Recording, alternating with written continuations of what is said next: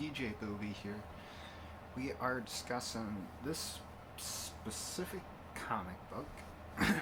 uh, it's a reprint of a old EC comic, uh, weird science fantasy comic, and the kind of headline is EC challenges the U.S. Air Force with this illustrated factual or flying saucer report. I was extremely interested in reading this one, and this comic book is more like an anthology comic book where, like, every couple pages is a new comic. So the comics are only like 2-3 pages long, but they're all about real stuff, factual reports, and I found a couple of them extremely interesting. Let me see if I can. Here we go. I'm just going to read it verbatim.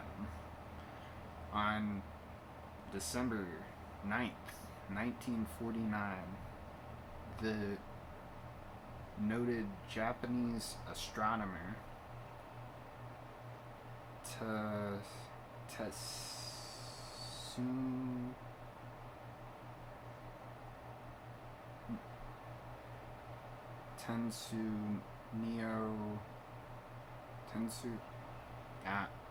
I'm butchering these names.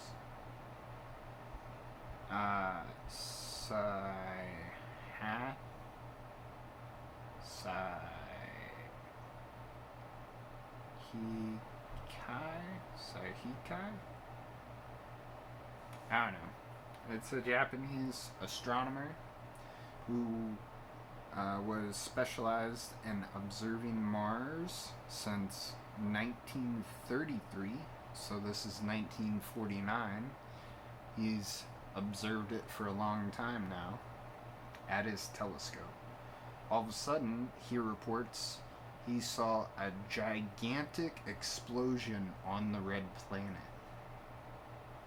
According to the astronomer, the explosion caused a brilliant glow for several minutes that was followed by a luminous yellowish green cloud that emanated 40 miles high and 700 miles in diameter. After ruling out all other explanations, the astronomer stated it was undoubtedly an artificial atomic explosion, even more powerful than the H-bomb that could only have been set off by highly advanced beings. It was this astronomer's observation and report that convinced the Air Force it had to reverse its stance? Or, this is a question. Was it... they're posing a question at the end of it, because, alright, was it the astronomer's observation and report that convinced the Air Force it had to reverse its stand? Did it now fear panic if it told the truth? The kind of hysterical panic created by Orson Welles' famous Martian invasion broadcast that brought people screaming from their homes. I like how they do these little stories in these books. Well, this one specifically, because it's all factual. I never heard that story about Mars. Some guy observing what looked like an atomic explosion on Mars in 1949.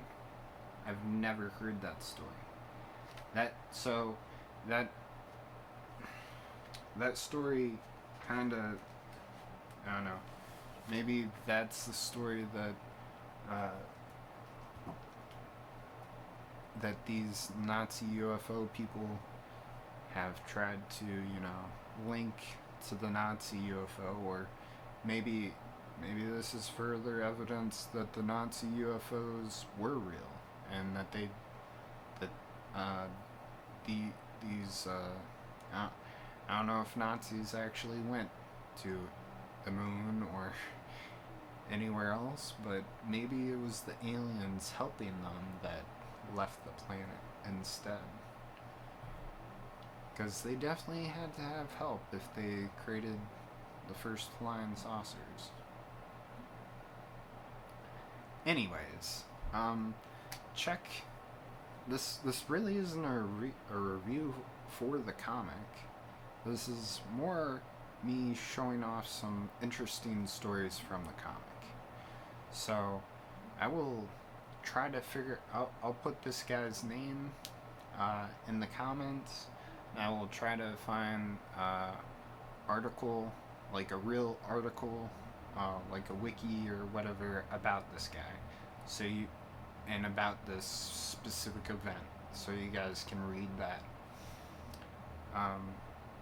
Until next time.